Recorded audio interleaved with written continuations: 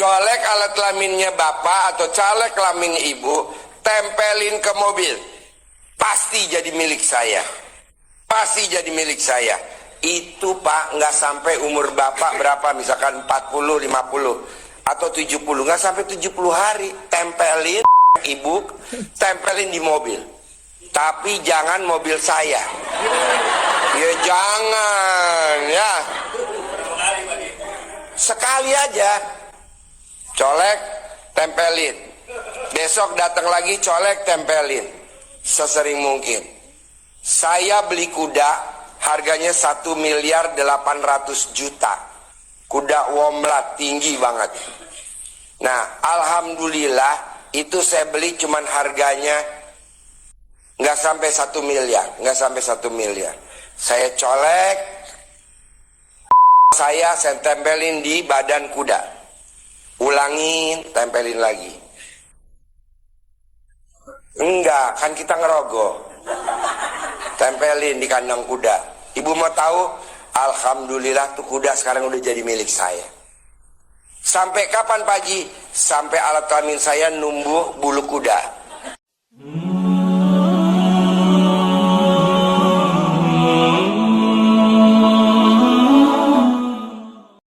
Bismillahirrahmanirrahim. Assalamualaikum warahmatullahi wabarakatuh. Sahabat Iden Project Official dirahmati Allah Subhanahu wa taala. Ketemu lagi kita di channel tercinta kita, melihat dunia dalam perspektif Islam. Sahabat Iden Project Official dirahmati Allah Subhanahu wa taala, apa yang terbesit di pikiran kita, yang kita rasakan di hati kita setelah kita menonton video barusan ya, video tadi. Pastinya kita menyayangkan dan juga prihatin karena lagi-lagi agama menjadi bahan olok-olokan dan ditambah lagi mengatasnamakan anak yatim. Jadi video ini kami ambil di portal islam.id. Beritanya dengan judul Ajaran Sesat Rumah Doa Anak Yatim atau RDAY, suruh colek alat kelamin terus ditempelin di mobil orang agar nanti dapat mobil.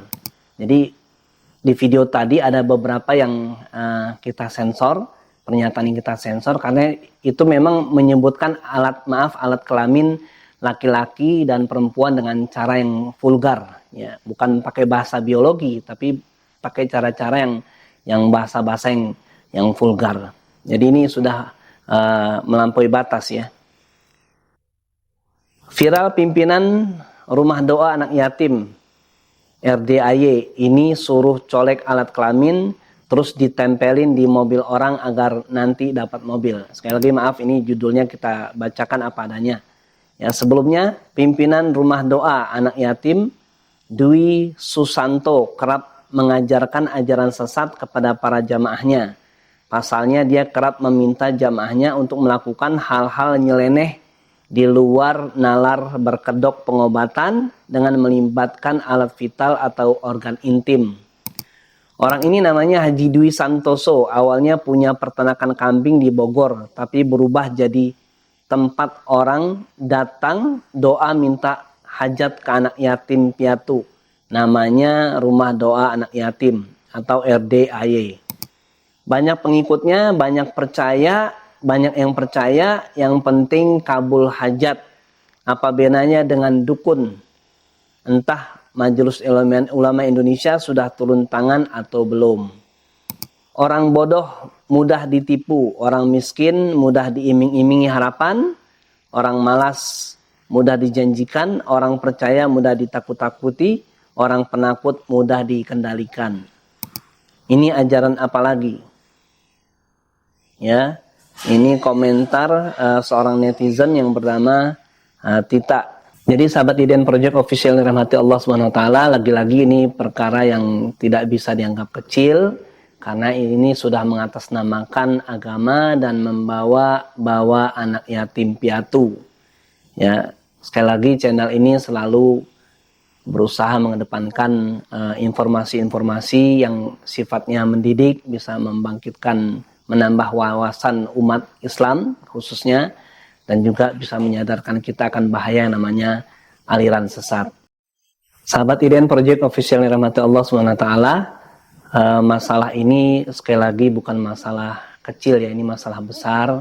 Jadi mohon perhatian khususnya dari pemerintah Republik Indonesia, dalam hal ini kepolisian dan pihak-pihak yang berwenang membuat hukum, dan juga kepada para dai, para ustadz, para ulama, khususnya dalam hal ini Majelis Ulama Indonesia dan ormas-ormas Islam, untuk tidak mendiamkan fenomena ini yang terjadi di tengah-tengah masyarakat kita, karena kalau tidak menjadi bahan perhatian serius dari kita, ini akan berbahaya khususnya bagi generasi muda umat Islam ke depannya.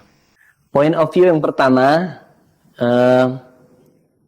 jangan lupa kembali kita mengenali apa-apa yang sudah digariskan oleh Majelis Ulama Indonesia tentang kriteria atau ciri-ciri daripada aliran sesat ya. Kalau nggak salah ada 10 aliran sesat, ciri-ciri aliran sesat yang sudah difatwakan, dikeluarkan rilisnya oleh Majelis Ulama Indonesia. Dan itu bisa menjadi bahan acuan kita di dalam kita melakukan pembinaan di tengah-tengah masyarakat kita, khususnya dakwah di tengah umat Islam yang khususnya masih awam.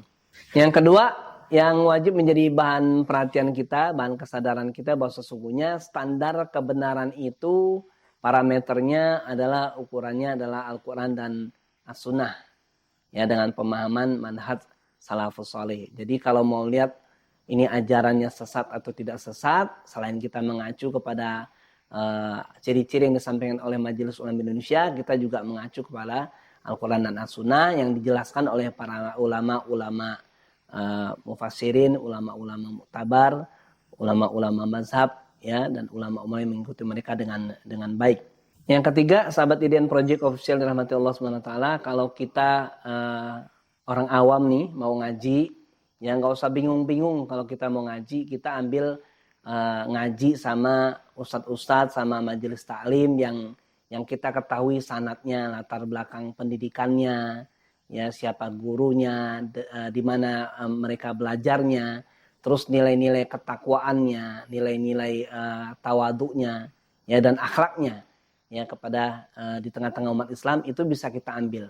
Ini banyak sekali yang bisa kita jadikan rujukan untuk bisa kita ambil ilmunya. Ya, ada Ustadz Adi Hidayat, ada Ustadz Abdul Somad, ada Buya Yahya, ada Gus Baha, ada Ustadz Khalid Basalamah, ada Ustadz Rizal Syafiq Basalamah, ada Ustadz Nurul Zikri, ada Ustadz Lufi Basori, ada Ustadz Ahmad Zahro, ada Ustadz Firanda Adirja, dan masih banyak lagi ustadz-ustadz yang bisa kita jadikan rujukan. Ya, jadi sederhananya itu aja. Jadi nggak usah nyari ustadz-ustadz yang mungkin kita masih ragukan, ya, sanadnya, ya, latar belakang keilmuannya, ya, itu masih kita ragukan.